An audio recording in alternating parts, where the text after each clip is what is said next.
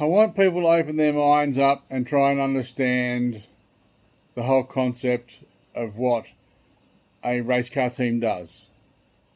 Because I don't think people, a lot of punters and a lot of hobbyists at that end of the scale, understand the relationship between the race team and the promoter. I'll put it simply. Besides my 40 odd years involved in motorsport as a team owner and a driver, tell me how bad I was, that's okay, I hear it all the time. I also have over 35 years experience in producing and promoting live events, whether it be music festivals or anything like that, live events. Now, producing a live event is putting it on, getting all the infrastructure in place, getting who's going to be on the bill in place, putting a program together, all the stuff associated with the logistics and what's required to put the show on. Promoting that event is a different thing, and this is where people get the two mixed up. Promoting is promoting. It's the word. It's advertising the event, promoting it. And advertising an event on social media and through the different clubs isn't enough. You need to spend money on print media, radio and television. That's what promoting is. And you can get that for free quite easily by doing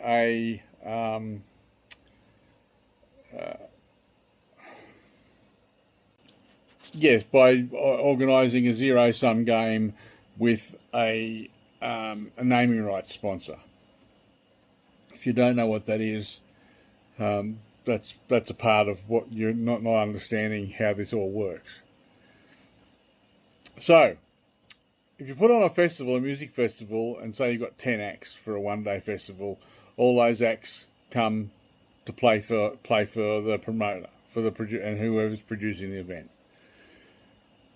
They get paid to supply the entertainment, and the promoter promotes it and sells tickets, convinces people to come to the show, sells tickets that pay for everything, including paying for the entertainment, which is the bands.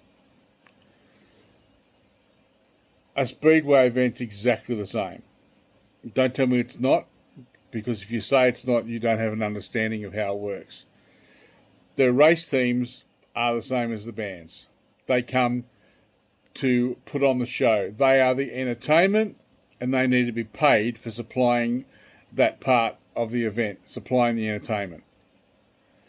And the promoter, it's his job to sell tickets to that event to pay for the entertainment, and hopefully he can make some money out of it as well. You don't book a band to come and play at a festival for free because they want to do it for fun. It doesn't work like that. Same with a high-end race team. You don't spend $100,000 on a sprint car or a late model and all the associated costs with a truck and transport and a team and all the equipment and everything associated with running the car for fun. You expect to be paid for it because you're putting the show on. That's what promotion, the difference between production and promotion is. Producing the show is one thing, promoting it's another. And promoting it is where the money comes from to pay for the entertainment. And in racing, the entertainment is the race team, the race car and the race driver. One of the big mistakes that's been made over the last few years with sprint cars, with the sprint car dominance of Speedway, is that somewhere we lost the making stars out of the drivers. Back in the 70s and 80s, the drivers were the stars. Everyone knew who David House was, and Barry Graham, and Fred Seary, and Peter Bink, and John Pine and Ron Pine and Peterloo and all these guys, they were stars because sedan racing was king in those days, and those guys were stars because the promoters promoted them as stars, not the cars. The promoters promoted the drivers as stars and made them stars, and people come to see the stars. The same as when you put a band on. You promote the band because they're the star.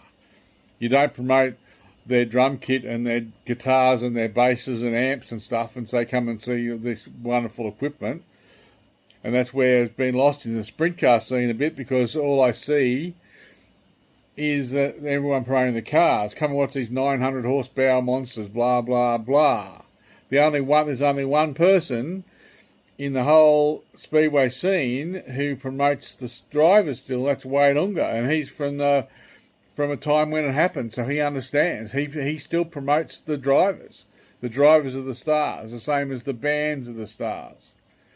There's no difference between a speedway event and a music festival. You've got the same components and you're after the same outcome. And you need to pay the players. You need to pay the entertainers. It's the same thing. And you need to, if you can't sell enough tickets through the gate and out of your concessions at the track to make enough money to pay for the entertainers, you've got to cancel the show because you're not doing a good job. Or you haven't got the right show. It's pretty simple. If you've got the right show, the right entertainers, the people will come, and you can sell the tickets and you can pay them to play. You can pay them to race.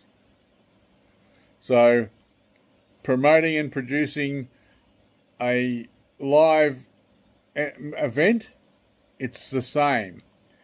Doesn't matter if it's a speedway race, a blacktop circuit race, or a music festival. They're all the same. If you can't get your head around that, it's not my fault. Trying to explain so people can understand why these cars need to be paid.